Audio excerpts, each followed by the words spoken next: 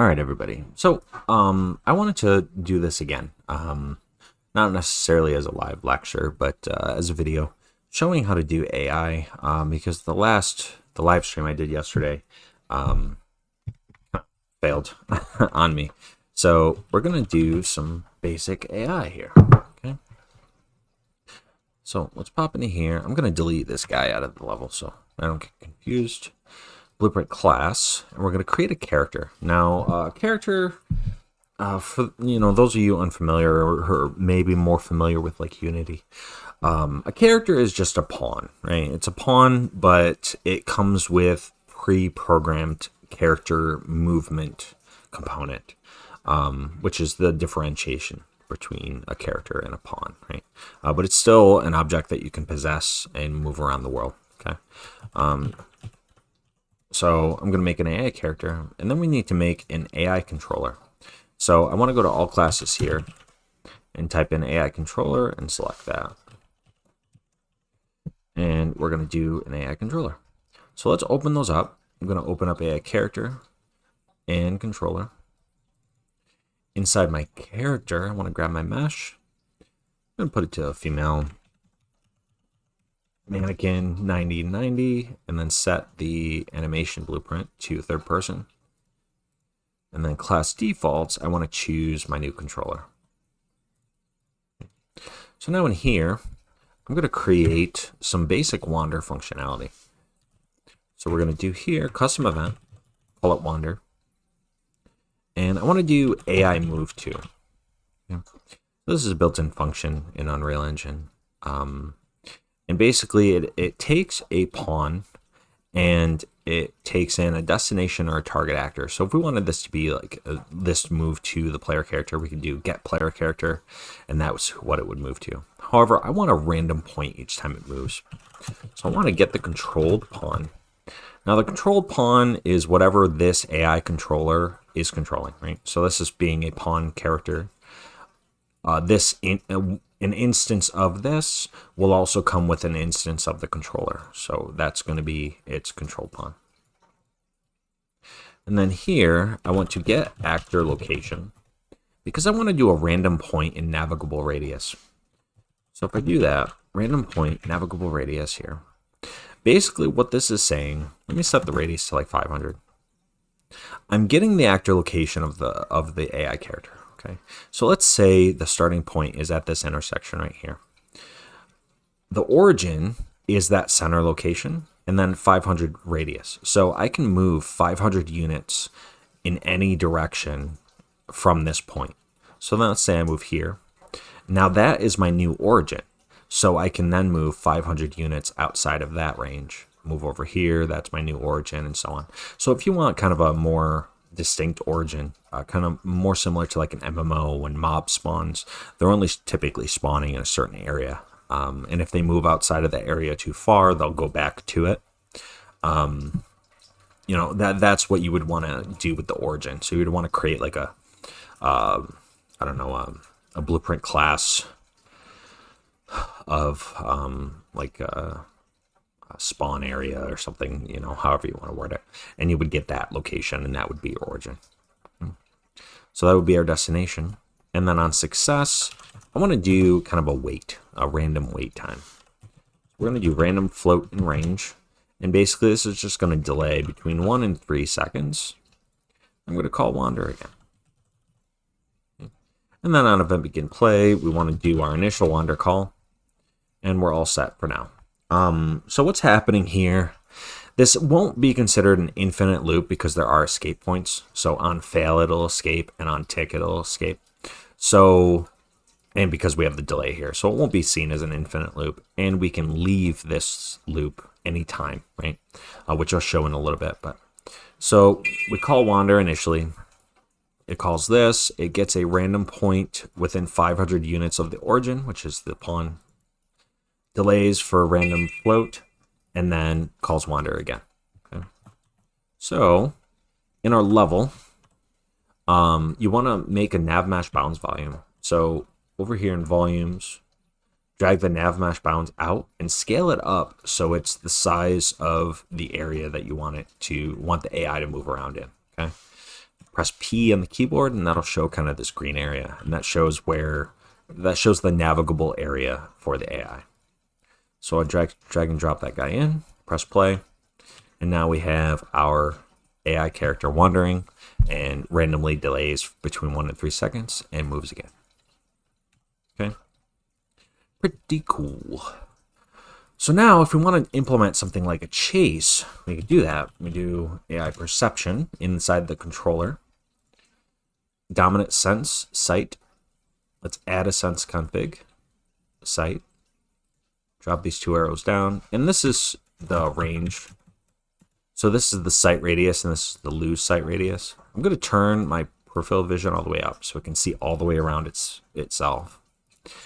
Turn on affiliation. Now, affiliation is a C++ only thing, to my knowledge. I don't believe Epic ever implemented a blueprint thing for this. This allows you to set up like teams, so like red versus blue kind of thing. You know, one team red, one team blue, friendlies, neutrals, enemies, things like that. So once all that's set up, let's go to on target perception updated. And there's a bunch of different things you could do here. So we can break the AI stimulus and just do a branch, okay? So we'll do a branch here, this if statement. So if successfully sensed is true, we want to tick a runaway event. I'm going to create a custom event called runaway. On true, set timer by function name. The function will be our runaway event, which is down here. One at looping, we're going to set the time to 0.05. On false, we want to clear that. Paste that in there. And then let's call the wander event again. So this will ensure that our AI character returns to their wandering event if they lose sight of the player. So now let's have the player, or the AI chase, or run away from the player, excuse me. So I want to get controlled one again. Destination. And then if we want it to run to the player character, we could do target actor. So get player character, because there's only one instance, it's a single player game. So if we wanted to chase the player character, we could do something like that. But to run away from it, there's there's so many different ways we could do this. You know, you can like get the forward vector of the player character, multiply that by distance, I don't know, 800. Get actor location of the controlled pawn, which is our AI. Add those together, and then that'd be our target.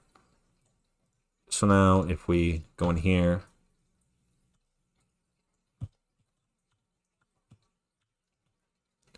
it runs away. But it only works if there's a navigable point within that radius. But as you can see, I'm able to run away, but I can catch them when I aim at a wall. So it's not entirely, it's not like the best way to do it. But I recommend, I'll kind of leave this open for now.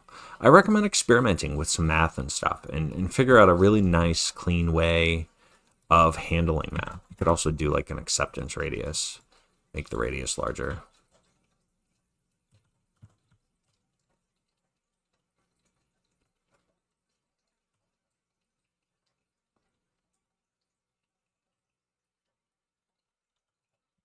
Capture it. So that's a pretty cool way of calling the events. And I leave it to you guys to kind of mess with the math a little bit and see what you can come up with for like a runaway feature. All right, so now what I want to do, I did already set this up in the third person blueprint, but I'll kind of walk you through what I did. All right, so what I wanted to do was set it up so I could pick up the AI, okay? So if we go into here, you'll see how we set up the interface with the interact event, okay? So if we go into our AI character, class settings, and let's add that interface that we made. Okay. We'll call it. Oh, we got to compile first. Event interact.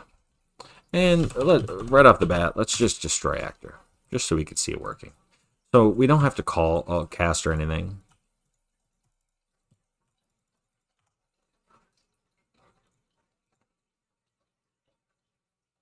Oh yeah, and we got to go to the mesh, go down to collision, change this to custom, and we need to block visibility and ignore camera.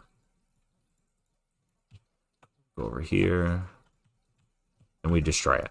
Okay, so that event works. However, I want to be able to like hold the AI, right?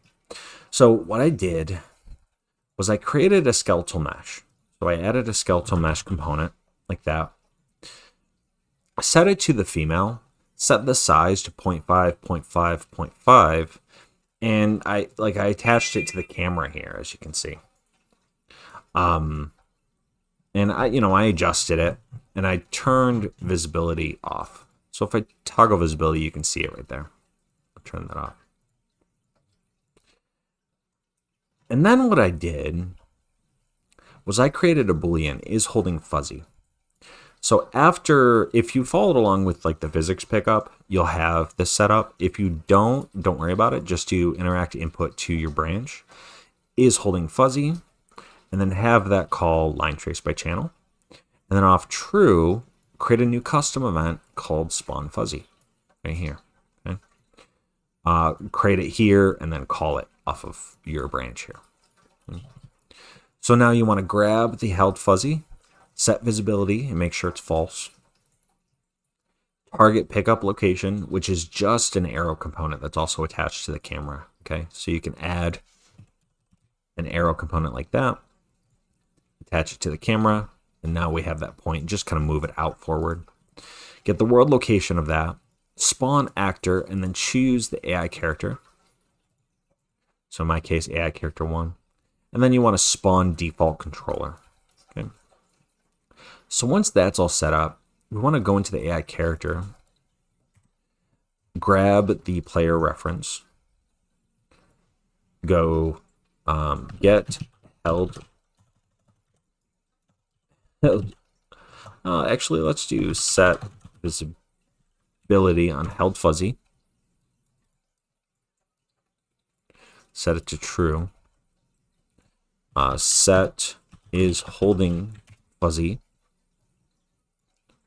to true.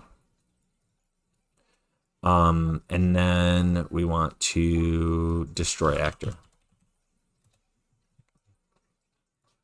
And then in your character, just make sure this is false.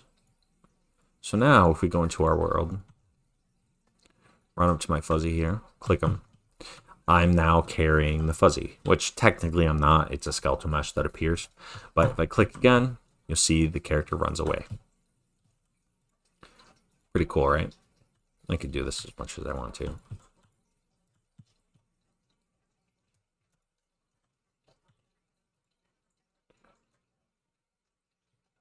I can jump up in the air, drop them down. It'll work. Okay, let's see what this is about. Oh, okay. So this is just we just do is valid here. Say is valid. That'll get rid of that error.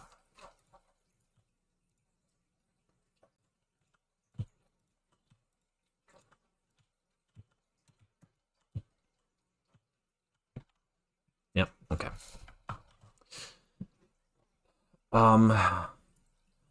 So yeah, pretty cool, right? And then kind of as you progress through the course, you'll learn how to do like overlap events and adding to the score. We already set up an add score function that you could simply just call, right? So you create a like a pen where you have to bring the fuzzies and drop them down in the pen, and then you call this add score function, add one to it, or however the score value that you want it to be. and it'll add to the score. And the whole system just kind of works together, as long as it's set up the same way I did, or a similar way, should I say. But yeah, so that's everything I wanted to cover in this. It was a lot quicker than the chat was. But I wanted to get this video out there so I can talk about, the AI and stuff, because I did it once and I felt bad because issues. But yeah, thanks.